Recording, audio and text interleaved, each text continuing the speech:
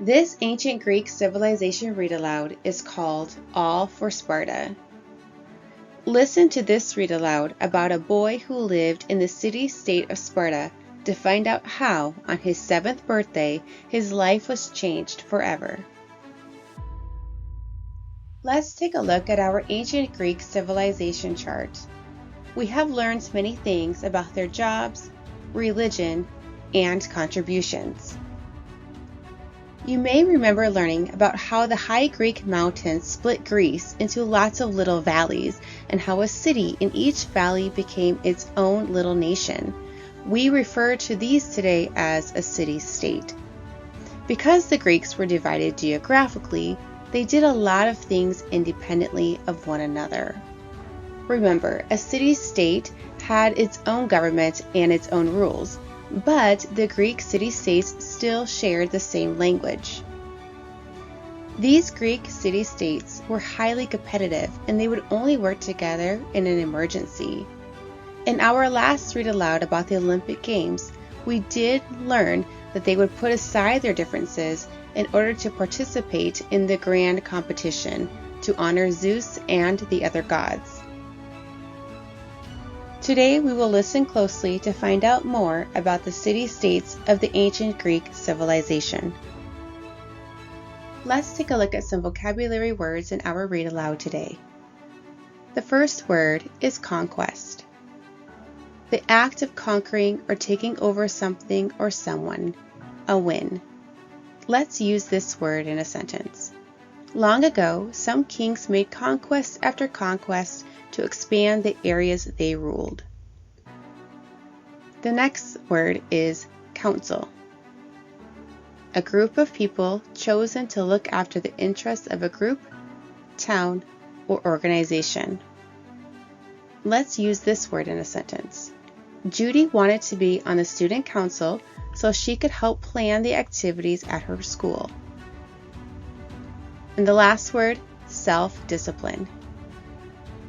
Training to improve yourself, sometimes by giving up luxuries or comforts. And let's use this word in a sentence. Jim needs a lot of self-discipline to practice his karate after school instead of playing with his friends.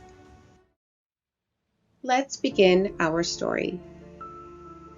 Leander was ready. This was his 7th birthday and also the birthday of his twin sister Disa, whose name means double. This would be their last birthday celebration together, for when a boy in the city-state of Sparta turned 7, his life changed forever. Until now, Leander had lived at home with his mother and sister. Occasionally, they saw Leander's father whenever he visited home, for fathers did not live with their families in Sparta. Instead, all Spartan men served permanently in the Spartan army and lived in army camps. On one of his visits, Leander's father had explained, "At the age of 7, a Spartan boy begins his formal training for life in the army. Spartan soldiers are the greatest in all of Greece, and if you are to take your place among us, you must start preparing early. You must make yourself as strong, as fast, and as tough as you can. I expect you to run great distances, to climb steep mountainsides, and to swim in rough waters."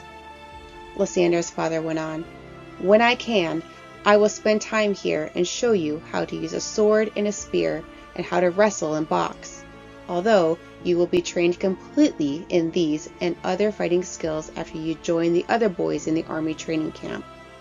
I expect the best from you, as Sparta expects the best from all of its people."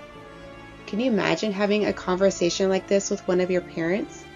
To us today, the Spartan way of life seems terribly hard. Spartans had few comforts in life and had to accept many hardships. We even use the word Spartan today to describe something difficult that requires you to be strong in body and mind, and that takes a great deal of self-discipline. To the Spartans, this was the only way they knew how to live, but things had not always been this way. Long before the time of Leander or his father, Sparta had been just one of the many city-states in Greece. The people of Sparta were farmers, seafarers, and merchants, like people in most other parts of Greece. But when Sparta grew overpopulated, the city-state decided to attack another city in order to have more land and food. The Spartans fought a long war of conquest against this city. This war was so difficult to win that the people of Sparta decided, "We will rebuild our city and make Sparta the strongest military force in the world so that no one will be able to attack us or fight back against us. We will make all of Sparta into one great fighting machine, and every citizen must do his or her part to make that machine unstoppable. All of our men will be soldiers, and we will train them to be mighty warriors. Our women will learn how to run and wrestle so that they too will be strong. But their jobs will be different. The women must be able to give birth to many children and do even the most difficult jobs at home while the men are off fighting." The military city-state of Sparta completely changed the way they lived in order to make this happen. Few people got to vote on how the government would work or what it would do. In fact, women were not allowed to vote or take part in the government at all, but were supposed to concentrate on life at home. Even among the men, few were allowed to make decisions. There were 2 kings instead of 1, so that one person could not hold all of the power for himself. The 2 Spartan kings, in addition to helping run the government, led the Spartan armies. If one died in battle, the other would still be alive to lead the Spartans. To pass laws, there was a council made up of 28 elders and the 2 kings. Whereas the 2 kings could be younger, the other men in the council had to be at least 60 years old to be sure they had enough life experience to help run the city-state as the Spartans thought it should be run. Sparta was mostly what we call a closed society. That is, the Spartans did not conduct a lot of business with other parts of Greece. Instead, they tried to make or grow in their own city-state all they would need in order to survive. They did not want to open themselves up to other people's ideas of how to live, or to a possible invasion by another city-state. As he celebrated his 7th birthday, Leander thought, "Today I will leave my family home to begin training as a soldier." Later in the day, a husky Spartan soldier came to the house to lead Leander away. The fellow introduced himself as Platon, which means broad-shouldered in Greek. Leander wanted to look brave in front of him, so he did not cry when he said goodbye to his mother and sister.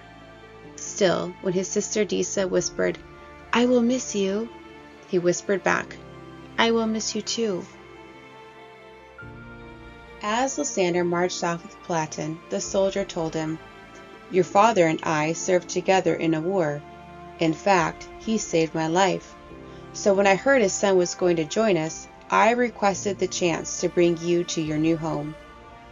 The soldier continued, "Life at the training camp will be very different from what you have known. They will take away your shoes so that you will learn how to march and run barefoot in an emergency. You will get rough, old clothing to wear. It's not comfortable, but neither is armor, and you may as well get used to discomfort." As for the food, Platon grinned, "It's even worse than what we soldiers eat, and there's not enough to fill your belly. But sometimes the soldiers will offer you and the other boys some nice fresh cheese, if you can get to it. The soldiers won't make it easy for you. Only the bravest and strongest boys will be able to accomplish that feat." "Or the hungriest," Leander said. Platon grinned at him again. "I think you're going to do just fine," he said, and they marched onward together. Let's take a look at our ancient Greek civilization chart. We have added jobs, religion, and contributions. Let's take a look at this picture. What do you see in this image? What do you remember about this military city-state? Where should we put this picture on our chart? We will put this in the city-states section. In our next Read Aloud, we are going to hear about another city-state. Here are some discussion questions. Feel free to pause the video in order to allow time to think and discuss. What happened when Leander turned 7? Where did Leander live? How many kings does Sparta have? Why? Who else helped to make the laws? Were women allowed to be a part of the government? Why do you think it was important to Leander to look brave in front of Spartan when he was leading him away from his family? Why did the Spartans fight a long war of conquest against another city-state long ago? How did this cause them to become so focused on war? What are some adjectives and other words you could use to describe life in Sparta? Do you think you would have liked to live in Sparta? Why or why not? Would you rather be Leander or his sister Disa? Why?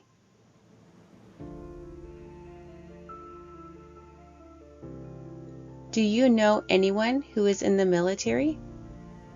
Do you know why we have a military?